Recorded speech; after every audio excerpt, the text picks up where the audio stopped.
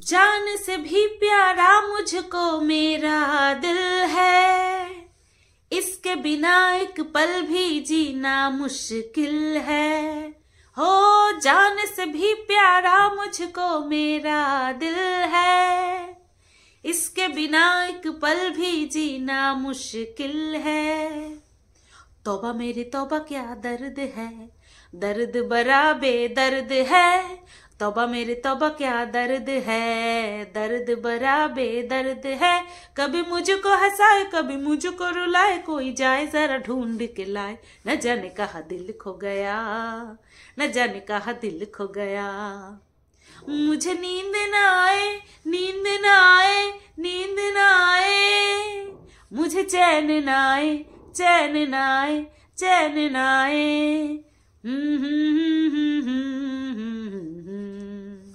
Hello বন্ধুরা, কেমন আছো সবাই? আশা করছি তোমরা সবাই ভালো আছো আর আমিও ভালো আছি। দিল সিনেমা থেকে এই গানটা আমি কোনোদিনও করিনি, আজকেই করলাম তোমাদের সামনে। করার পেছনে একটা বড় কারণ আছে, সেটা যখন এই গানটা নিয়ে টপিকটা শুরু করব তখন তোমাদেরকে বলবো যে কেন এই গানটা করলাম। তো আমার আজকের এই ভিডিওর টপিক যে ঘোরতরভাবে মিনা এবং বেচু, প্রথমে মিনা তারপরে বেচু, ইম্পর্টেন্সের দিক থেকে, সেটা আশা করছি তোমরা টাইটেল থাম্বনেল দেখে বুঝতেই পেরে গেছো। গান করলাম, একটু জল খেয়ে নি, গলা ব্যথা করছে। না না, আমি আবার ক্যামেরা চালু রেখে কিমার মতন জল খেয়ে ভিডিও লেন্থ বড় করতে একদম বিরক্ত লাগে আমার। যেটা বলছিলাম,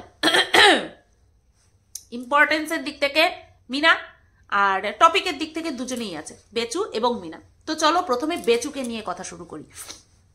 বেচুর গতকালকের ভিডিওটা তোমরা দেখেছো আর আমিও দেখেছি। কারা দেখছে না বুঝতে পারছি না, কারা যে দেখছে না সেটাই বুঝতে পারছি না। তবে হ্যাঁ, ঢ্যাঁড়স বলছিল যে বেশ কিছু বিদেশি ভিউয়ার্স বেচুর ভিডিও এখন আর দেখছে না। সেটার কারণ ওয়ান অ্যান্ড অনলি বৌদি।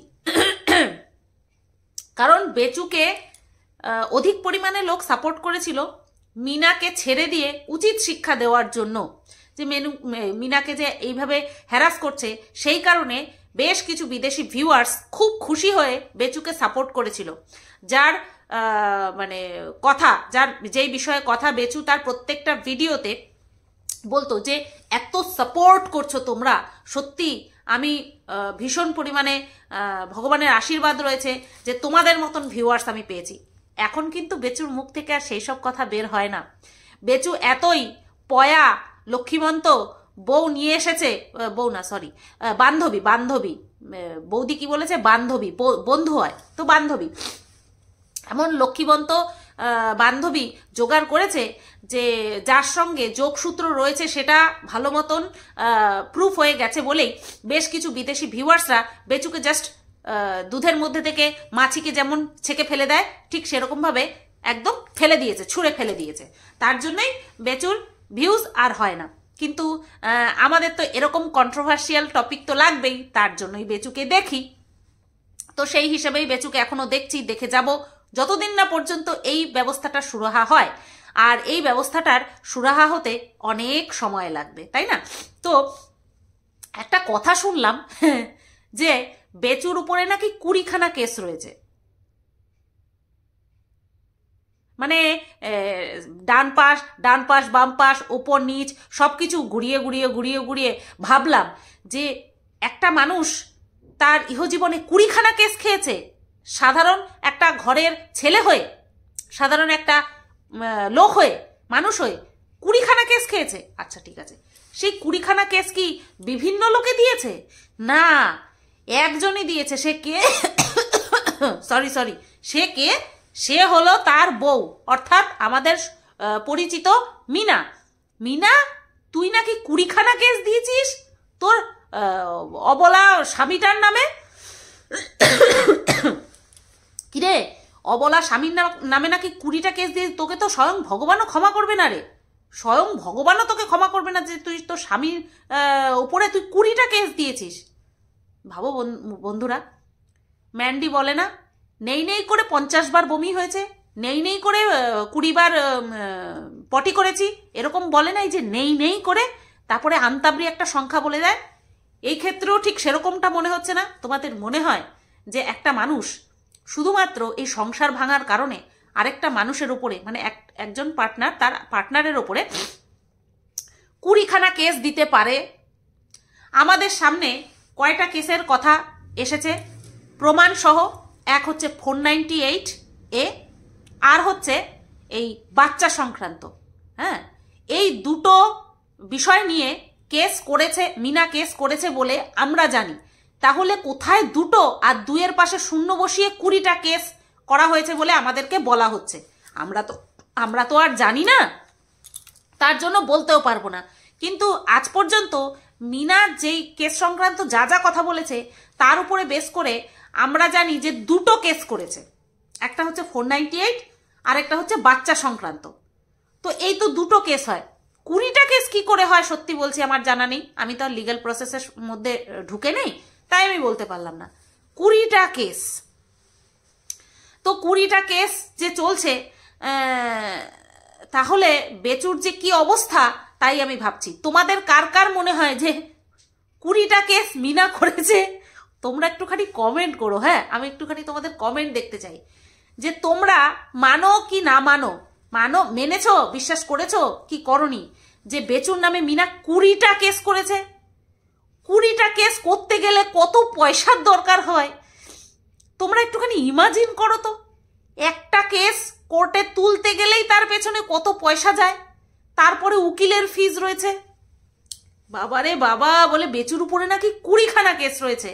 আর বেচুর সম্পর্কে আমি জানি না এটা মিথ্যা কথা না সত্যি কথা, বিশ্বাস করো আমার পক্ষে তো জানা সম্ভব নয়, কিন্তু এটা ইম্পসিবল একটা ব্যাপার। তারপরেও ইম্পসিবল জিনিস পসিবল হয়েও যেতে পারে, জানি না আমি।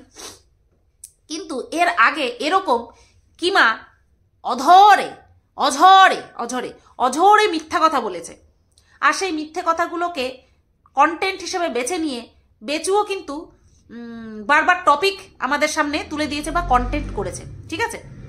এইবার এই যে 20টা কেস, এটা যদি সত্যি হয় মানে বেচু চুপ রয়েছে মানে সত্যি যে 20টা কেস খেয়েছে বেচু।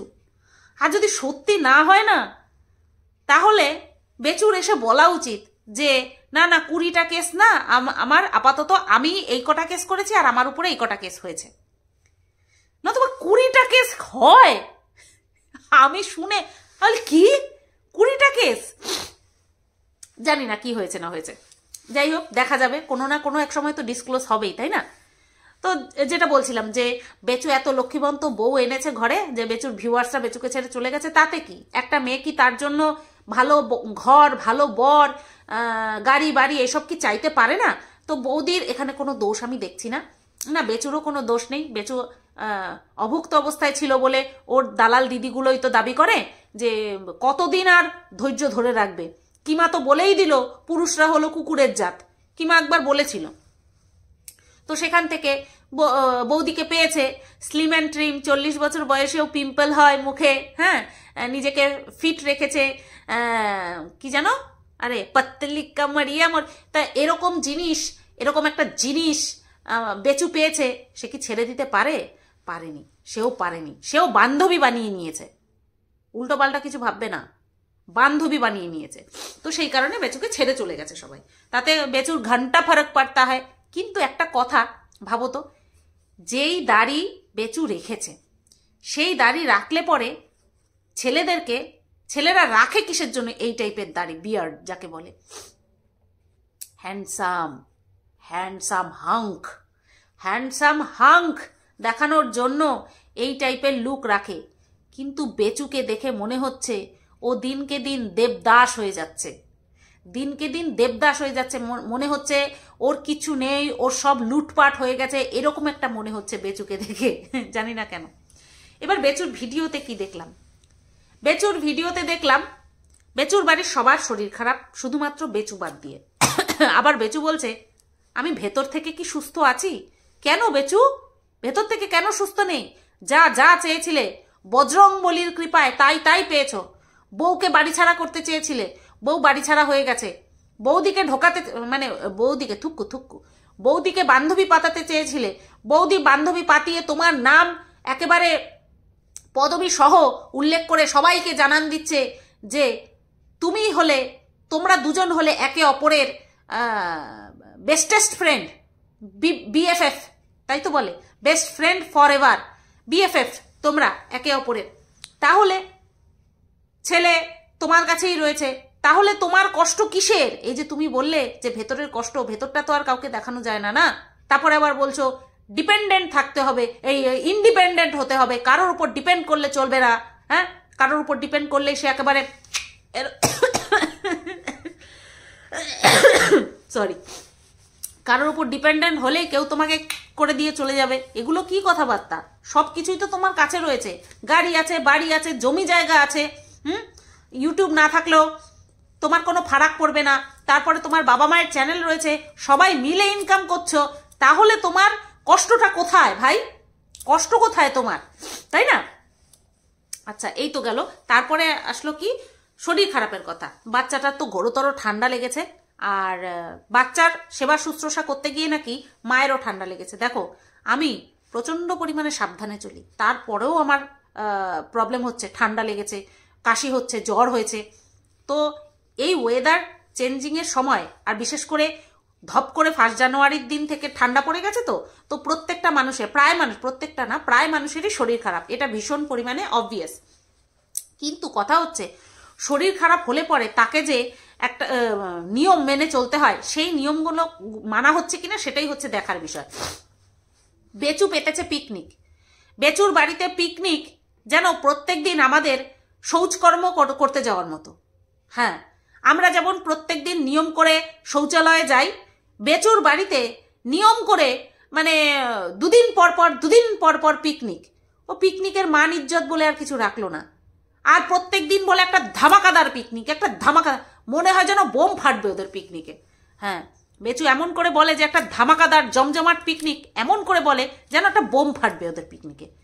তো যাই হোক, কোনো আত্মীয় স্বজন আসার কথা ছিল পিকনিক করার জন্য। এই কিমা আসতে চলেছে নাকি? কিমা? হ্যাঁ, না, আমার মনে হয় না কিমা আসতে চলেছে। আমার মনে হয় ওই যে কাকু কাকিমা আছে তাদের মধ্যেই হয়তো কেউ, বা তারা দুই পক্ষই হয়তো আসতে পারে, দুটো কাকু কাকিমা আছে না, তো তাদেরই হয়তো আসতে বলতে পারে। যাই হোক, আমার মনে হচ্ছে না কিমা এত সহজে ওই বাড়িতে আর প্রবেশাধিকার পাবে, মনে হচ্ছে। এবার কখন কি হয়ে যায় সেটা বলা যায় না, তাই না? তো তা বেচুর বাড়িতে পিকনিকটা ক্যান্সেল হয়ে গেল কেন? কারণ বেচুর মায়েরও কাঁপিয়ে জ্বর আসছে, আর এই জ্বরটা আসলে পরে না কেঁপে কেঁপে আসছে, আমিও মারাত্মক কেঁপেছি। তো জ্বর এসেছে, কাশি হচ্ছে খুব, তো সেই কারণের জন্য পিকনিকটা ক্যান্সেল হয়ে গেল। মাকে আবার জিজ্ঞাসা করছে, ওর মা বলছে যে আমার শরীরটা খারাপ লাগছে, জ্বর চলে এসেছে। মাকে জিজ্ঞাসা করছে তাহলে কালকের পিকনিক কি ক্যান্সেল? কি সুন্দর যোগ্য ছেলে, তাই না? সুপুত্র, জয় জয়কার করতো।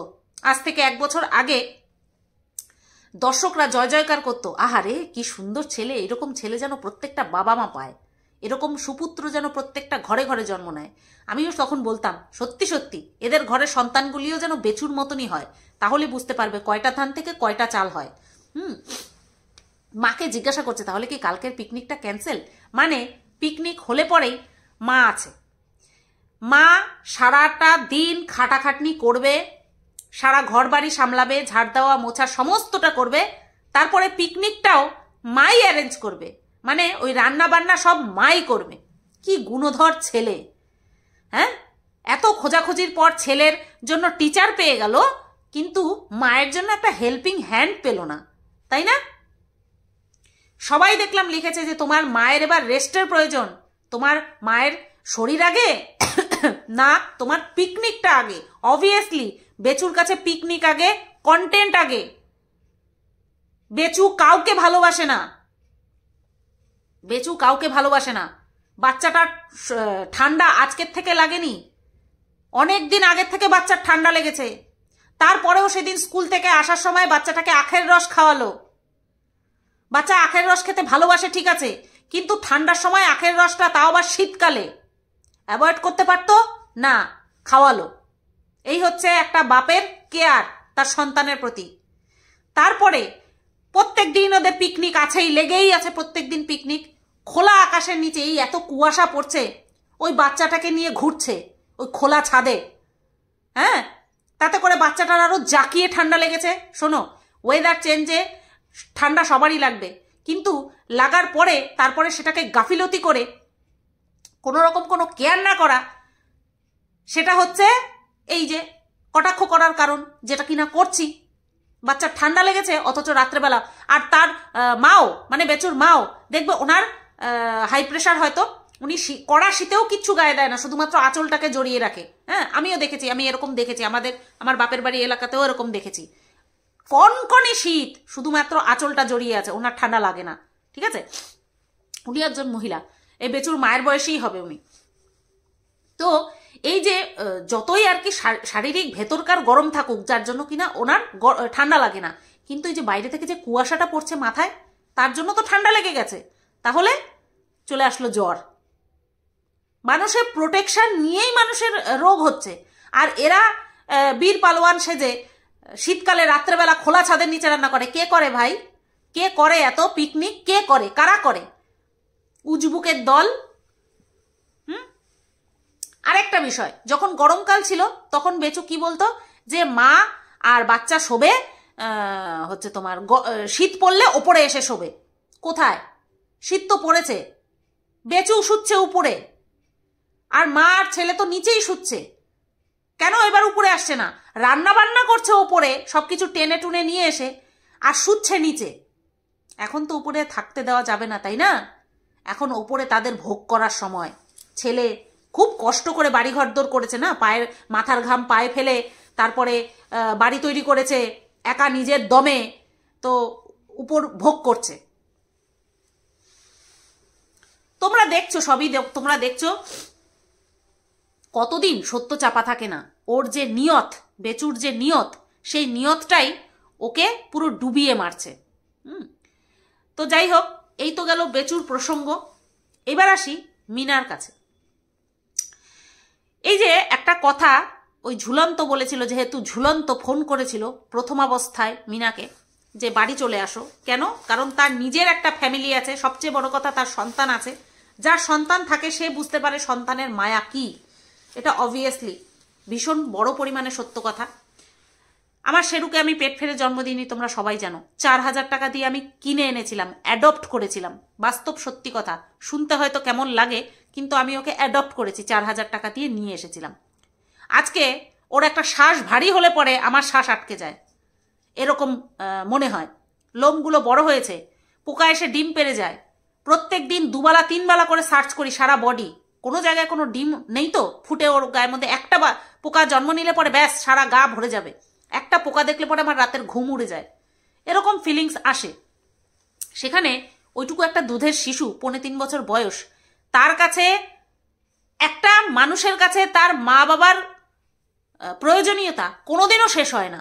যে আমি একটু বড় হয়ে গেছি, আমার মা বাবার প্রয়োজনীয়তা শেষ না, সারাটা জীবন থাকে মা বাবার প্রয়োজনীয়তা একটা মানুষের কাছে, একটা সন্তানের কাছে, যতদিন তার বাবা মা থাকে। যখন তার বাবা মা থাকে না, সে বুঝতে পারে সে যে কি হারিয়েছে। সেখানে 3.25 বছরের একটা দুধের শিশু, তাকে ছেড়ে তার মা চলে গেছে সিচুয়েশনের বশত, পরিস্থিতির শিকার হয়ে ছেড়ে চলে গেছে। কিন্তু তাকে যখন ফিরে আসতে বলা হয়েছে, সে তখন পুরোপুরি অস্বীকার করেছে। ঠিক আছে, পুরোপুরি অস্বীকার করেছে, এবং তার পেছনেও সিচুয়েশন রয়েছে, কারণ সে যা সহ্য করে এসেছে। এবার অনেকেই বলে, মানে মিনার যারা ভিউয়ার্স আছে, সাপোর্টার আছে, তারা বলে যে মিনা ইচ্ছে করেই আনেনি। প্রথমত বসেছিল স্থানীয় থানায় যে আসবে, আসলে পরে নিয়ে চলে যাবে, কিন্তু তারপরেও অনেক সুযোগ ছিল। প্রশাসনের সহায়তা হয়তো তখন লাগতো না, বা যদি লাগতো তাহলে নিয়ে গিয়ে যদি বাচ্চা নিয়ে আসতো, কোনো রকম কোনো কাস্টাডি কেস এত ঝামেলায় যেতেই হতো না। কিন্তু সেই সময়ে মিনা কেন আনেনি? কারণ তার বাচ্চা যেখানটায় রয়েছে সেখানটায় ভালো জায়গায় রয়েছে, তাই না? তার মাথার উপরে ছাদ রয়েছে, এই রয়েছে। আর মিনা ওই সময় একেবারে যাযাবরের মতন হয়েছিল, তার জন্য আনেনি। জানো তো, বাচ্চা মা বাবার সাথে গাছতলাতেও সেফ। বাচ্চা বাবা মায়ের কাছে গাছতলাতেও সেফ। আর সেখানে 3.25 বছরের একটা বাচ্চা, দুধের শিশু, তাকে ছেড়ে মাটা চলে গেছে পরিস্থিতিবশত। কিন্তু তারপরে সে যে গিয়ে নিয়ে আসেনি, যখন সে সেটেল হয়ে গেল নিজের বাপের বাড়িতে, তখন যে নিয়ে আসেনি, সেটা সত্যি খুব খারাপ। এবার তোমরা অনেকে বলবে, তুমি দেখোনি সুতপা যে মিনা তার বান্ধবীর সাথে গিয়ে উকিলের কাছে গিয়ে ছেলেকে নিয়ে আসার প্রসেস করেছিল? ঘন্টা মানলাম করেছিল। যদি সত্যিই করতো তাহলে কি বাচ্চাটাকে পেতো না? পেতো তো। আসলে ও তখন নানান রকম মানসিক জটিলতায় জড়িয়েছিল। তবে এটাও সত্যি কথা যে সমস্ত মানসিক জটিলতা একদিকে আর সন্তানের প্রতি মায়া মমতা একদিকে। ঠিক আছে, এখন এই বিষয়গুলো পুরোপুরি পরিষ্কার হয়েছে। এই যে প্রথমে আমি যে গানটা করলাম, মুঝে নীন্দ না আয় মুঝে চ্যান না আয়, এটা হচ্ছে একটা প্রেমিক প্রেমিকার কাহিনী। আর এই কাহিনীটা দিয়ে তোমাদেরকে আজকে এই বিষয়টা বোঝাবো যে আমরা যখন মানুষেরা কোনো, ধরো মহিলার কথা বলছি, কোনো পুরুষের প্রেমে পড়ি, চোখে মুখে সেই ছাপ ফুটে ওঠে, তাই না? না চাইলেও যদি ঝগড়াঝাটি হয় মন খারাপ করে বসে থাকে, আর যদি খুব ভালো মোমেন্ট পার করে আসি তাহলে সেই মোমেন্টটা মনে করে মুখে হাসি ফুটে ওঠে, অটোমেটিক্যালি হয়। যেমন ধরো এই যে শরীর খারাপ, ধরো আমার শরীর খারাপ, না চাইতেও মুখ থেকে বেরিয়ে যাবে ভালো লাগছে না। এটা সাইকোলজি, এটা একটা ভীষণ ন্যাচারাল, ওটাকে কি বলে, এক্সপ্রেশন, ন্যাচারাল এক্সপ্রেশন। বেরোবে, কোনোভাবে আটকে রাখা যায় না। রাগ হলে পরে চোখ মুখ লাল হয়ে যায়, এগুলো হচ্ছে আবেগের বহিঃপ্রকাশ। সেখানে আজকে মিনার বাচ্চাটা বহুদিন ধরে ঠান্ডায় ভুগছে। আজকে কি দেখলাম যে তার ঠাকুমাও অর্থাৎ মিনার শাশুড়িও অসুস্থ। তাহলে ওই বাচ্চাটাকে দেখাশোনা করে কে বাচ্চাটাকে দেখাশোনা করে? মিনার জীবনটা এই দিকে আলাদা রয়েছে মানলাম, সে তো চোখে দেখছে যে তার বাচ্চাটার শরীর খারাপ। তাহলে সে কি করে ঘুরছে ফিরছে, খাচ্ছে দাচ্ছে? কিছু মানুষ এসে আমাকে বলবে যে ও কি তাহলে খাওয়া পড়া বন্ধ করে দেবে, ও কি বাঁচা বন্ধ করে দেবে? কে বলেছে? আমি বললেই কি করবে নাকি? ফিলিংস, আবেগ, ইমোশনস বলে একটা বিষয়বস্তু আছে যেটা কিনা মানুষকে মানুষ হিসাবে প্রতিপন্ন করে। আজকে আমি যত দূরেই থাকি না কেন, আমার বাচ্চা যদি কষ্টে থাকে এবং আমি সেটা দেখছি, আমার মধ্যে অটোমেটিক্যালি সেই ভাবমূর্তি প্রকাশ পাবে। ধরো আমি তোমাদের সামনে এন্তার্সে কথা বলে যাচ্ছি, আমি সেই বিষয়টা তোমাদের সামনে প্রকাশ করছি না, কিন্তু তোমরা বুঝতে পারবে সুতোপার মনটা খারাপ। কেন খারাপ? সুতোপার বাচ্চাটা ওইদিকে কষ্ট পাচ্ছে, তার জন্যই সুতোপার মনটা খারাপ। হয়তো সে বলতে পারছে না, কিন্তু সুতোপার মনটা খারাপ। মিনার মধ্যে কোনো জায়গা থেকে দেখো তার মন খারাপ? সরি টু সে, সত্যি বলছি, এতদিন ডিটাচ থাকতে থাকতে ওরও মনে হয় বাচ্চাটার উপর থেকে মায়া আস্তে আস্তে কম হয়ে যাচ্ছে, তাই না? এটাও পসিবল হয়। বলতে ভীষণ বললাম না আজকে গাঢ় সত্যি কথা বলবো, কড়া সত্যি কথা এটাই। আমি মিনার চোখে মুখে ওই যে একজনের বাড়িতে গেছিল না, সেও আবার দেখলাম এরকম টাইপের ভিডিও করে। যাই হোক, সে বলছিল যে ও ছেলের জন্মদিনের দিন মিনা খুব কাঁদছিল। আসলে তখন সদ্য গেছিল তো, তার জন্য মনে হয় ফিলিংসটা গাঢ় ছিল। আমি মা হইনি তো আমি বলতে পারবো না যে আমি এতদিন আমার সন্তানকে ছেড়ে থাকতে পারতাম কিনা, আমি বাঁচতে পারতাম কিনা, আমি বলতে পারবো না। কারণ আমি তো মা হইনি, তার জন্য আমি মানে বায়োলজিক্যালি মা হইনি, সরি তোমরা রাগ করবে, বায়োলজিক্যালি মা হইনি, তাই আমি বলতে পারবো না যে আমি এইরকমভাবে কোনো পরপুরুষকে ভালোবেসে নিজের জন্ম দেওয়া সন্তানকে ছেড়ে থাকতে পারতাম কিনা, আমি বলতে পারবো না। কিন্তু আমি যা দেখি, আমার নিজের মা বাবাকে যে দেখি, আমার শ্বশুর শাশুড়ি মাকে দেখি, তাতে করে এইভাবে সন্তানের অসুস্থতায় মা বাবার একেবারে মায়ের নির্বিকার থাকা সত্যি আশ্চর্যজনক। আমার ননদ যদি এখনো শরীর খারাপ হয়, আমার শাশুড়ি মা 14 বার বলবে পিঙ্কির শরীরটা খারাপ। ফর ইওর কাইন্ড ইনফরমেশন, আমার ননদের বাড়ির ডাকনামও পিঙ্কি, আমার বাড়ির ডাকনামও পিঙ্কি। প্রথম পিঙ্কি ডাকলে গুলিয়ে যেত। আমার মা এসে যখন এই বাড়িতে পিঙ্কি ডাকতো, আমার ননদ থাকলে পরে আমার ননদও সাড়া দিত, আমিও সাড়া দিতাম। আর আমার শ্বশুর শাশুড়ি মা পিঙ্কি ডাকলে পরে আমি সাড়া দিতাম না, কারণ আমি জানি প্রথম থেকেই আমার শ্বশুর শাশুড়ি আমাকে সুতপা বলেই ডাকে। তো যাই হোক, আমার শাশুড়ি মা 14 বার কথা বলে বলে কান খেয়ে নেয় আমার, যে পিঙ্কি শরীরটা খারাপ, এতবার পায়খানা হয়েছে, জ্বর, সর্দি কাশি, কথাই কইতে পারতাছে না, 14 বার বলে। আমার ননদকে তো তোমরা দেখেইছ, ধেরে মানে বয়স হয়েছে, আর সেখানে মিনার ছেলেটা কচি শিশু, সেখানে মিনা নির্বিকার। আমি বলছি না না খেয়ে থাকুক, মুখে হাসি না থাকুক, আমি কখনো বলছি না, এগিয়ে যাক, জীবনে চরম উন্নতি করুক, কিন্তু এরকম নির্বিকার, এইরকমভাবে থাকা, সত্যি বলছি খুব ধকের প্রয়োজন। আর এরকম ধক কারোর যেন না হয়, কারোর যেন না হয়। বাচ্চাটার আজকে তার মাকে খুব প্রয়োজন বলে আমার মনে হচ্ছে, কারণ ওই মহিলা বয়স হয়েছে, যতই সে তার নেচার যাই হোক না কেন, খারাপ হোক ভালো হোক, তার বয়স হয়েছে, এটা অনস্বীকার্য। সে পুরো বাড়িটা সামলায়, এটাও অনস্বীকার্য। তার পাশাপাশি ওইটুকু একটা বাচ্চাকে দেখাশোনা করা যে কতখানি কষ্টকর, প্রপার কেয়ার করা সেটা যে প্রায় ইম্পসিবলের কাছাকাছি, সেটাও আমরা বুঝি, তাই না? এবার তোমরা বলবে ও তো চেষ্টা করছে বাচ্চাকে নেওয়ার, ও তো প্রসিডিওরের মধ্যে যাচ্ছে, ওই দিক থেকে ডিলে হচ্ছে। খুব লেট হয়ে গেছে, অনেক লেট করে ফেলেছে, তার জন্যই ডিলে হচ্ছে। যদি প্রপার টাইমে প্রপার অ্যাকশন নিত বাচ্চার কথা ভেবে, যে না বাচ্চাকে আমি আমার কাছে রাখবো। তোমরা একটা কথা ভাবো তো, মিনা যেখানে জানে, আর যেটা জেনে শুনে বেরিয়ে এসেছে, এবং যেটা জেনে শুনে আর ফেরত যেতে চায়নি, যে না আমি ওই পরিবারে ভালো থাকবো না, তাহলে সেই রকম একটা পরিবারে নিজে সেটেল হয়ে যাওয়ার পরেও, নিজে ইনকাম করা শুরু করার পরেও কেন বাচ্চাটাকে নিয়ে আসলো না প্রথম অবস্থাতেই? আর এই বিষয়টা নিয়ে কিন্তু আমি আজকে কথা বলছি না, যখন ও চলে এসেছে 7 মাস হয়েছে, তখন থেকেই আমি কিন্তু তীব্র ভাষায় বলতাম যে 7 মাস হয়েছে, বাচ্চাটাকে 7 বারও দেখতে গেছিস, 7 বার ছাড়, 1 বারও দেখতে গেছিস, দেখতে চেয়ে তুই একবারও ইচ্ছা প্রকাশ করেছিস কোনো সময়? হয়তো তুই কান্নাকাটি করেছিস, হ্যাঁ কান্নাকাটি করেছে, বাড়িতে কান্নাকাটি করেছে, সেটাও ধ্রুব সত্য কথা। আমি হাত পা গুটিয়ে বসে রইলাম, বাড়িতে বসে কান্না করলাম, ব্যাস দায়িত্ব শেষ। কেজিএফ মুভিতে যে নায়ক ছিল, সে একটা কথা বলেছিল যে এই বিশ্বের সবচেয়ে তাকতওয়ার যোদ্ধা হচ্ছে একটা মা, যে কিনা তার বাচ্চার জন্য সব কিছু করতে পারে।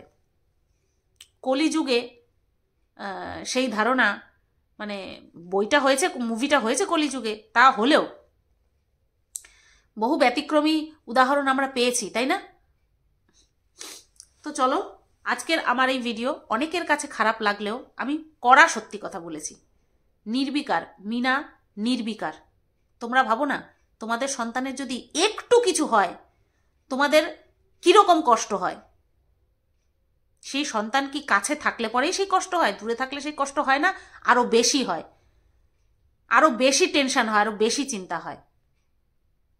হাউমাউ করে কাঁদলে লোকে বলবে ওই তো নাটক করছে।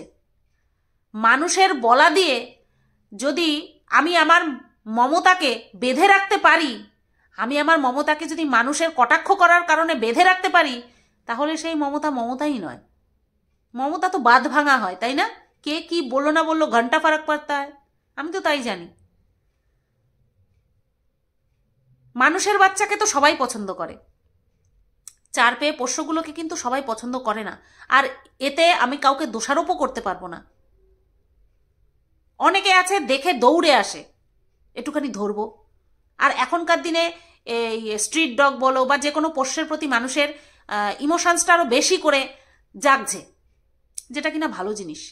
কিন্তু আমি এরকম মানুষেরও অঙ্গভঙ্গি দেখেছি যে ওদের খাওয়ার যে থালা, ওদের খাওয়ার যে বাসন হয়, সেটা দেখলে পর্যন্ত তারা ঘৃণা পায়, সেটা দেখলে পর্যন্ত তারা ঘৃণা পায়।